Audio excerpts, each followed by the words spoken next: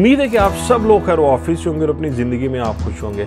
आज बड़ा ज़बरदस्त क्लियर दिन है, धूप चढ़ी हुई है ज़बरदस्त किस्म की। मैं विंडो में से देख सकता हूँ धूप, और बड़ा ज़बरदस्त वेदर इस वक्त पुर्तगाल के अंदर है। ये जो वीडियो है ये जॉब सीकर वीज़ा के बारे में है, और मेरा ख्याल है कि हमारे मुल्कों के अंदर, इंडिया, पाकिस्तान, बांग्लादेश, नेपाल के अंदर शायद ही कोई ऐसा बंदा होगा जिसने इस वीज़े के बारे में नहीं सुना होगा। और मेरा ख्याल है बहुत सारे लोगों ने इस पे वीडियोस भी बना दी होंगी। अपना पॉइंट ऑफ व्यू मैं बाद में दूंगा। पहले मैं जो ऑफिशियल गवर्नमेंट की वेबसाइट है पुर्तगाल की, जहाँ पे फॉरेन अफेयर्स की इनकी वेबसाइट है, गवर्नमेंट ऑफ पुर्तगाल की, उसने इस वीज़े के बारे में क्या बात की है और उसने ये क्या क्या रिक्वायरमेंट्स आपसे डिमांड की हैं, वो सारी बातें मैं आपको पहले बताऊंगा। फिर मैं अपना पॉइंट ऑफ व्यू दूंगा कि क्या आपको वीज़ा अप्लाई करना चाहिए, और अगर आप करते हैं तो क्या चांसेस हैं आपके वीज़ा अप्लाई करने के। जो ऑफिशियल वेबसाइट है इनकी, जो फॉरेन अफेयर्स की पुर्तगाल की, गवर्नमेंट ऑफ पुर्तगाल, उसके अंदर ये कहते हैं कि हमने एक वीज़ा कैटेगरी इंट्रोड्यूस करवाई है जिसका नाम है जॉब सीकर वीज़ा। इस जॉब सीकर वीज़ा के अंदर कोई भी शख्स वीज़ा अप्लाई कर सकता है और उसको हम 120 दिन के लिए वीज़ा देंगे। ये वीज़ा सिर्फ़ और सिर्फ पुर्तगाल के लिए होगा, इसके अलावा आप इस वीज़े को कहीं और यूज़ नहीं कर सकते। इसके बाद वो कहते हैं कि अगर आपको जॉब मिल जाती है ड्यूरिंग दिस पीरियड 120 दिन के अंदर, तो आप इस वीज़े को रेजिडेंस कार्ड के अंदर कन्वर्ट करवा सकते हैं अंडर आर्टिकल 77। ये एक नया आर्टिकल इन्होंने इंट्रोड्यूस करवाया हुआ है। फिर कहते हैं कि अगर आप 120 दिन के अंदर अंदर आपको अगर किसी वजह से जॉब नहीं मिलती, तो आप इसको स्टिल एक्सटेंड करवा सकते हैं 60 डेज़ के लिए। यानी ये टोटल फिर हो जाएगा आपका 6 मंथ के लिए, ये आपका वीज़ा जो है ये टोटल मिल जाएगा आपको। अगर आपको 180 दिन के अंदर, 6 मंथ के अंदर अंदर भी आपको ये नहीं मिलता, जॉब की अपॉर्चुनिटी नहीं मिलती, या आप जॉब नहीं फाइंड कर सकते, तो फिर वो कहते हैं कि आपको अपने मुल्क में वापस जाना होगा, और अपने मुल्क के अंदर वापस जाके आप जब वीज़ा एक्सपायर हो उसके 1 साल बाद आप दोबारा से अपना वीज़ा अप्लाई कर सकते हैं। ये वो रिक्वायरमेंट्स हैं जो इनकी ऑफिशियल वेबसाइट पे हैं। इसके अलावा एक इदारा है यहाँ पे पुर्तगाल के अंदर की बात कर रहा हूँ, वो है IEFP। तो ये स्टैंड करता है इंस्टीट्यूटो दो इम्प्रेगो ए फॉर्मेसाओं प्रोफेशनल। ये इसका पुर्तगीज़ के अंदर मतलब है IEFP का। अगर इसको हम उसके अंदर करें इंग्लिश के अंदर, तो institute of employment and vocational training करके इसका कुछ वर्ड बनता है। तो इसके अंदर आपको ऑनलाइन जाके आपने एक फॉर्म फिल करना है। वो फॉर्म फिल करके एक वो उसी वक्त आपको ईमेल आ जाती है कि आपने यहाँ पे अप्लाई किया हुआ है। इन चीज़ों के जो इंपॉर्टेंट लिंक्स हैं मैं सारे अपनी वीडियो की डिस्क्रिप्शन के अंदर दूंगा, और साथ में लिख भी दूंगा कि ये कौन कौन से लिंक्स हैं, किस किस मुतलका आपके काम आएंगे, वीज़ा फॉर्म वगैरह सारा कुछ जो भी है। वो कहते हैं कि आपने जब अगर वीज़ा अप्लाई करना है तो उसके लिए कुछ डॉक्यूमेंट्स की रिक्वायरमेंट्स हैं जो आपको पूरी करनी पड़ेंगी। पहली रिक्वायरमेंट ये है कि आपने नेशनल वीज़ा फॉर्म फिल करना है। ये शेंजन वीज़ा फॉर्म नहीं होता है, नेशनल वीज़ा फॉर्म है जो स्पेसिफिकली पुर्तगाल के लिए ही आपका इस्तेमाल होगा। उसको फिल करना है और उसको आपने साइन करना है। इसके बाद वो कह रहे हैं कि आपका पासपोर्ट होना चाहिए आपके पास, वो वैलिड होना चाहिए, और एटलीस्ट मैं समझता हूँ कि जब आप इसको प्रोसेस में डालें अगर, तो 1 साल तक कम से कम आपका वैलिड होना चाहिए पासपोर्ट। और वो कहते हैं कि पासपोर्ट की कॉपी भी चाहिए उसकी, जहाँ पे आपका डाटा लिखा होता है। रिकमेंड करूँगा दोनों कॉपीज़ करवा लें, यानी फर्स्ट और सेकंड पेज की दोनों की कॉपी करवा लें, ठीक है, पासपोर्ट की। इसके बाद वो तीसरा डॉक्यूमेंट आपसे डिमांड करते हैं कि 2 फ़ोटोज़ आपको चाहिए, बिल्कुल बराबर एक जैसी होनी चाहिए, और ये पासपोर्ट टाइप की होनी चाहिए, रीसेंट होनी चाहिए, गुड कंडीशन के अंदर होनी चाहिए, कि आपको आइडेंटिफाई किया जा सके कि भाई ये आपकी ही फ़ोटो हैं। और एक उनको ये फार्म के लिए भी यही इन्हीं में से एक फ़ोटो वो फार्म के लिए लगाएंगे। वो कहते हैं कि proof of regular situation in case of residence in a country other than the country of current nationality. वो कहते हैं कि अगर आप किसी और मुल्क के अंदर रह रहे हैं, कि मिसाल के तौर पे सऊदीया में, दुबई में, किसी भी ऐसी कंट्री में रह रहे हैं, तो आपको प्रूफ देना पड़ेगा कि आप यहाँ पे लीगल रह रहे हैं, आपको ऑथोराइज है यहाँ पे रह के आप वीज़ा अप्लाई कर सकते हैं। आपको पता है विजिट वीज़े पे आप किसी दूसरे मुल्क से जाके वीज़ा अप्लाई नहीं कर सकते अनलेस एम्बेसी आपको अलाउ करती है या उस मुल्क के अंदर एम्बेसी मौजूद ही नहीं है, फिर आपको फ़्लाई करके वहाँ पे जाना पड़ता है विज़िट वीज़े पे, तो फिर आप वीज़ा अप्लाई कर सकते हैं। अदरवाइज़ आप विज़िट वीज़े पे दूसरे मुल्कों के अंदर जाके वीज़ा अप्लाई नहीं कर सकते। इसके अलावा वो कहते हैं कि request of criminal record inquiry, ये एक ऐसा फॉर्म है जो एक अंडरटेकिंग होती है कि यहाँ का जो इमिग्रेशन डिपार्टमेंट है पुर्तगाल का, सेफ, सर्विसो दी एस्ट्रांजेरो ए फ्रंटेरस, ये इसका नाम है सेफ, यानी जो इमिग्रेशन को कंट्रोल करती है।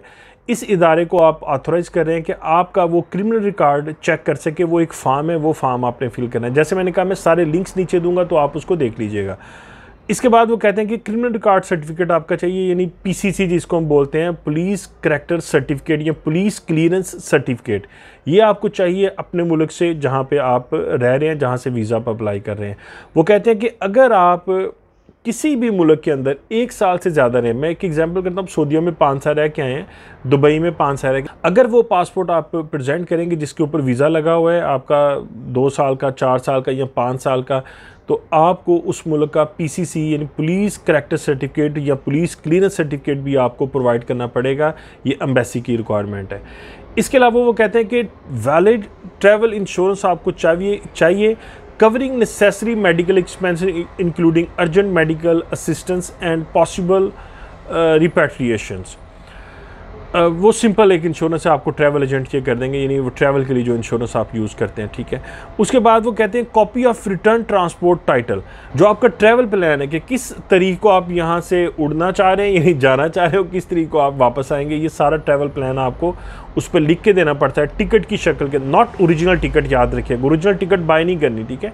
वो उस पर डमी टिकट एक होती है, वो जो आपके ट्रैवल एजेंट होते हैं वो आपको करके दे देते हैं। इसके बाद वो कहते हैं कि proof of financial resources equivalent to at least the sum of 3 guaranteed monthly minimum salaries. Financial means हैं, वो कहते हैं कि आपके पास होने चाहिए प्रूफ करने के लिए मिनिमम 3 मंथ की सैलरीज। तो आप याद रखिएगा 760 यूरो सैलरी है पुर्तगाल की, और उसको आप 3 से ज़रब अगर देंगे तो वो उस हिसाब से आपके पैसे अप्रॉक्सीमेट 2300 यूरो समथिंग शायद बनेगा, 2300-2350 यूरो। तो ये आपने बैंक के अंदर रखवाने हैं, अपने बैंक के अंदर, ताकि आप वो ये देख सकें कि 3 मंथ अगर आप यहाँ पे रहते हैं तो आप उसको यूटिलाइज़ करने की पोजीशन में हैं कि नहीं हैं, ठीक है जी। इसके अलावा आगे अगर वो कहते हैं कि proof of the financial resources may be waived upon presentation of a term of responsibility. हाँ, ये एक चीज़ अच्छी है इसमें, क्या आपको पैसे रखने की भी ज़रूरत नहीं है। वो कहते हैं कि ये हम जो इसमें जो रिक्वायरमेंट है इसकी पैसे रखने की, ये हम ख़त्म कर सकते हैं अगर कोई बंदा पुर्तगाल का सिटीज़न या कोई भी रेजिडेंस कार्ड होल्डर यहाँ से एक टर्म्स ऑफ रिस्पॉन्सिबिलिटी फॉर्म है यहाँ पे वो फिल करके अगर भेज देता है कि भाई मैं इस बंदे का ज़िम्मेदार हूँ जब यहाँ पे रहेगा, इसके खाने का, पीने का, रहने का, तो डेफिनेटली अगर कोई बंदा ऐसा कहेगा उसको अपने फाइनेंशियल डॉक्यूमेंट्स भी शो करने पड़ेंगे कि भाई वो इस काबिल है कि वो आपको सपोर्ट कर सकता है। तो ये भी थोड़ा सा आप कर सकते हैं, लेकिन क्या ज़रूरत है इतना वो ख्वारी के अंदर आने के लिए, किसी को कहने के लिए, तो बेहतर है कि आप वहाँ पर ही डॉक्यूमेंट्स अपने जमा करवाएँ। इसके अलावा वो कह रहे हैं कि स्पेसिफिक कुछ डॉक्यूमेंट्स हैं, वो कह रहे हैं कि declaration with indication of the conditions for the estimated stay, पहली एक डिक्लेरेशन मांग रहे हैं, और proof of presentation of declaration of expression of interest for enrolment. ये IEFP की जो मैं बात कर रहा हूँ, ये फॉर्म वो मैं लिंक आपको दूंगा। तो ये बेसिक रिक्वायरमेंट्स हैं। अब अगर ये मैंने रिक्वायरमेंट्स पढ़ी है ना, तो मैं ये ज़ाती तौर पे समझता हूँ कि 99% लोग ऐसे होंगे जो अपने आप को इस वीज़े की कैटेगरी के अंदर बिल्कुल फिट समझते हैं।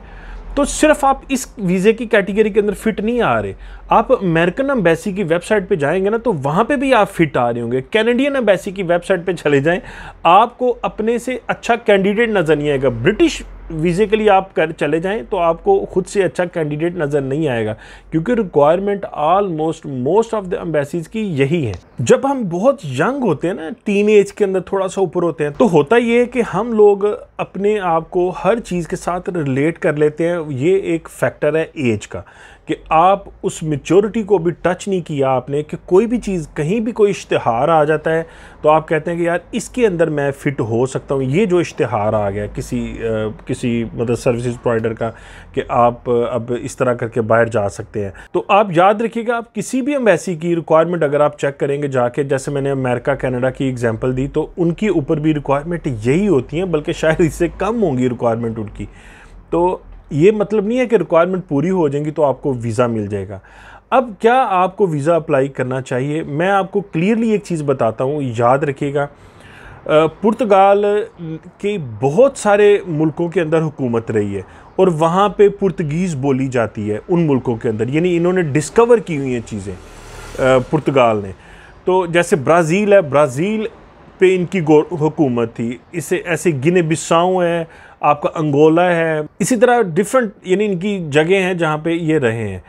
तो आप एक चीज़ याद रखिएगा, ब्राज़ील की आबादी बहुत बड़ी है आबादी, और ब्राज़ील वालों को यहाँ पे आने के लिए वीज़े की ज़रूरत नहीं है। वो किसी भी टाइम यानी बस टिकट पकड़ें और यहाँ पे वो आ सकते हैं, उनको वीज़ा नहीं चाहिए।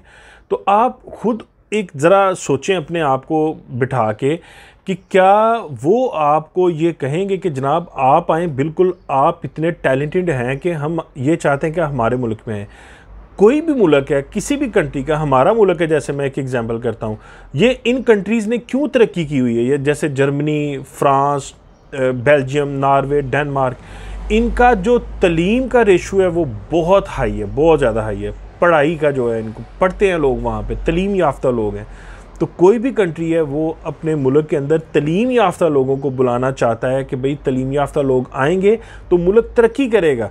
तो आप खुद सोचें कि अगर आपका FA या BA लेवल का आपकी एक एजुकेशन है, तो मैं आपको बरादराना मशवरा दूंगा, प्लीज़ अपना टाइम पैसा मत ज़ाया करिएगा इस वीज़े के ऊपर भी, इस वीज़े की कैटेगरी के ऊपर। आपने चांस लेना है तो ले लें, एक आपकी मर्ज़ी है। दूसरा, शायद आपने पता नहीं एम्बेसी की वेबसाइट पढ़ी है कि नहीं, देखी है कि नहीं देखी, पुर्तगाल की जो एम्बेसी है उसने क्लियरली बता दिया कि भाई खुदादा ना आ जाए कि भाई हमारे पास 2023 के अंदर एक भी स्लॉट कोई नहीं है, सानू कोई ईमेल मजीद ना करो। अब इसका इम्पैक्ट क्या पड़ा है इस वीज़े का, ये जो भी है, लोगों ने क्या किया है कि जहाँ से अपॉइंटमेंट लेते हैं यानी डॉक्यूमेंटेशन के लीगलाइजेशन के लिए, इन्होंने इतनी ईमेल की है, उन बेचारों ने अपना इनबॉक्स ब्लॉक कर दिया हुआ है। अब जो यहाँ पे पुर्तगाल के अंदर लोग हैं, इन बंदों को मसला आ रहा है कि भाई इन्होंने जब डॉक्यूमेंट्स को लीगलाइजेशन करवाना होता है तो बेचारे इतने परेशान हैं कि इनके वो डॉक्यूमेंट्स लीगलाइज नहीं हो रहे, क्योंकि ईमेल बाउंस बैक, इनबॉक्स जो ब्लॉक कर दिया तो वो बाउंस बैक होती रहती है। अगर मैं टफेस्ट एम्बेसीज़ को शेंजन के अंदर कंसिडर करता हूँ, टफेस्ट एम्बेसीज़, तो उनके अंदर एक पुर्तगाल की एम्बेसी है जो पाकिस्तान से आलमोस्ट यानी बहुत टफ तरीके से बड़ी स्ट्रिक्ट लेवल पे एनालाइज चीज़ों को करती है।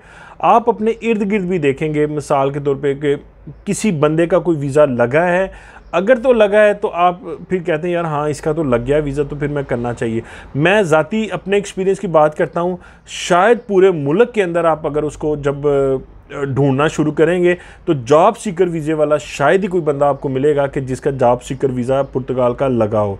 तो अगर भाई स्किलफुल बंदों ने अप्लाई किया होगा, जिन्होंने ये सारा कुछ किया, उनका नहीं लगा, तो आप एक देखें कि अगर मैट्रिक FA BA लेवल की आपकी एजुकेशन है तो फिर मैं समझता हूँ कि आप अपना टाइम और अपना पैसा मत ज़ाया करें। ये मेरी सजेशन है। बाकी आपके डॉक्यूमेंट्स हैं, आपका टाइम है, आपके पैसे हैं, रिस्क लेना चाहते हैं ले लें। अपना बहुत सारा ख्याल रखिएगा। दोबारा किसी वीडियो के अंदर आपसे दोबारा मुलाकात होगी। बहुत शुक्रिया आपका, थैंक यू।